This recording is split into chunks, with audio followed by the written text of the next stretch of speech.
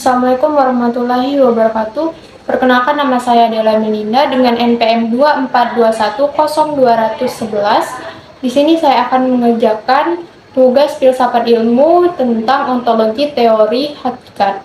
Nah, di mana dosen pembimbingnya yaitu Dr. Herpin Yoki Pradipta, SHI MHI. Ontologi dalam bahasa Yunani berarti studi teori ataupun wujud terkait dengan sesuatu yang ada. Nah, di mana cabang dari filsafat yang senantiasa mempelajari ada atau tidak adanya sesuatu hal dan bagaimana benda-benda yang ada itu berhubungan satu sama lain. Nah, semua cabang filsafat itu berhubungan dengan bidang pengetahuan. Contohnya, ada ontologi hukum yang mengkaji ciri-ciri hukum dan apa yang membedakannya dengan sistem lain seperti adat istiadat. Ada pengertian dari beberapa ahli tentang ontologi, di antaranya ada Aristoteles, ada Bahtiar, dan kemudian ada Surya Sumantri. Nah, di sini saya akan membacakan apa sih pengertian dari Bahtiar ini. Beliau beranggapan bahwasanya ontologi adalah ilmu yang membahas tentang hakikat yang ada sebagai suatu ultimate reality, baik yang mempunyai bentuk jasmani ataupun konkret, dan juga rohani maupun abstrak. Ada 4 sejarah perkembangan ontologi. Yang pertama, ada era klasik atau filsafat Yunani kuno. Di sini ada beberapa tokohnya seperti Parmenides pada 515 sampai 450 sebelum Masehi. Beliau beranggapan bahwasannya keberadaan itu tetap dan tidak berubah, dan juga ia menolak gagasan perubahan dan melihat bahwasannya realitas sebagai satu perubahan yang abadi. Yang kedua, ada era abad pertengahan atau filsafat skolastik. Nah, di sini ada beberapa tokoh yang mengemukakan pendapatnya tentang filsafat skolastik ini. Yang pertama itu ada dari Santo Anselmus, yaitu bahwasannya mengembangkan argumen ontologis untuk membuktikan ada atau tidaknya Tuhan, yaitu bahwa keberadaan Tuhan itu dapat disimpulkan dari konsep Tuhan sebagai sesuatu yang tidak bisa dibayangkan lebih besar darinya.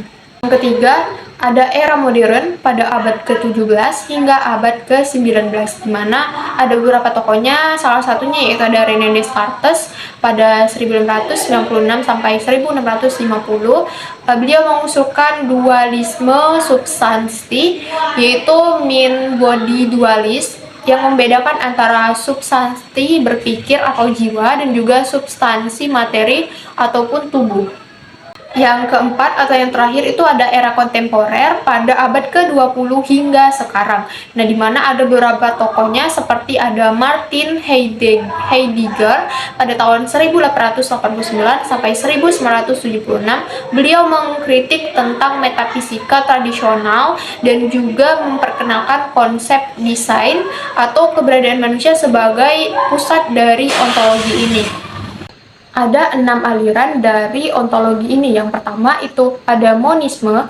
Menurut monisme, realitas atau hakikat dari segala sesuatu yang ada adalah satu saja, baik yang ada itu berupa materi maupun rohani yang menjadi sumber dominan dari yang lainnya.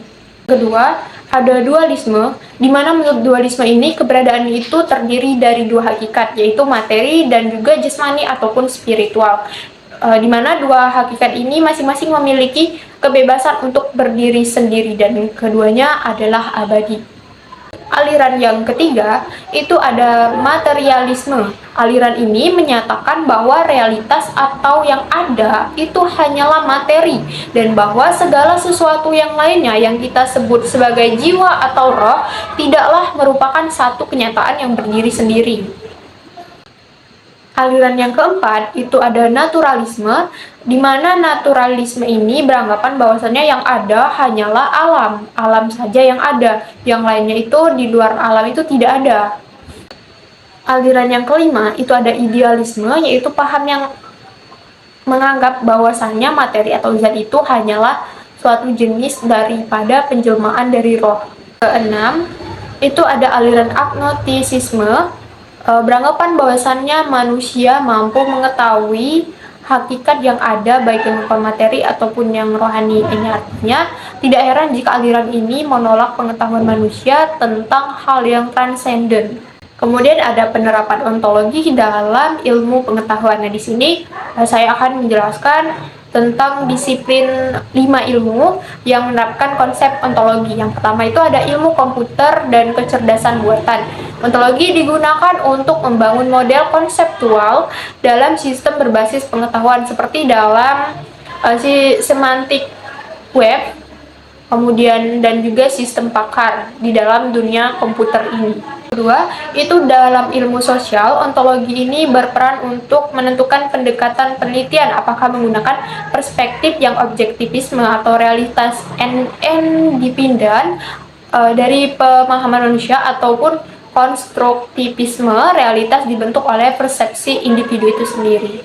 Ketiga, yaitu ilmu alam, di mana ontologi ini berperan dalam fisika dan juga biologi, membantu dalam pengelompokan dan juga klasifikasi dari entitas seperti partikel, subatom, spesies, dan juga struktur seluler berdasarkan hubungan dan juga karakteristiknya. Keempat, itu dalam ilmu kedokteran, ontologi juga digunakan dalam sistem klasifikasi penyakit, misalnya dalam ontologi for Biomedical Investigation atau OBI yang membantu dalam diagnosis dan juga pengelolaan data medis. 5. Itu ada ilmu perpustakaan dan informasi. Ontologi juga digunakan dalam pengorganisasian data dan informasi, seperti dalam sistem pencarian berbasis metadata yang lebih terstruktur. Ontologi dalam perspektif Islam. Yang pertama itu wujud dalam Islam, Allah sebagai wujud mutlak, kemudian mutlak sebagai wujud kontingen. Kemudian yang kedua itu adalah ontologi dalam filsafat Islam, contohnya ada Al-Kindi, Al-Farabi, dan Ibnu Sina. Yang terakhir itu ada ontologi Islam dan juga ilmu pengetahuan seperti sains Islam dan juga epistemologi Islam. Jadi, dapat kita simpulkan bahwasannya ontologi adalah cabang ilmu filsafat yang membahas hakikat, keberadaan, dan juga realitas. Nah, penerapan ontologi dalam ilmu pengetahuan kita itu membantu dan memahami konsep dasar berbagai disiplin ilmu. Contohnya ada ilmu komputer, kedokteran, ilmu sosial, dan lain sebagainya. Nah, dalam perspektif Islam, ontologi ini menekankan kepada kita bahwa Allah adalah wujud mutlak, sementara makhluk hanya memiliki keberadaan yang bergantung kepada Allah Subhanahu wa Ta'ala. Nah, ontologi Islam juga mengarahkan ilmu pengetahuan agar kita tidak hanya bersifat rasional, tetapi juga spiritual dan juga etis. Mungkin itu saja yang bisa saya sampaikan. Lebih dan kurangnya saya mohon maaf. Saya akhiri. Wassalamualaikum warahmatullahi wabarakatuh.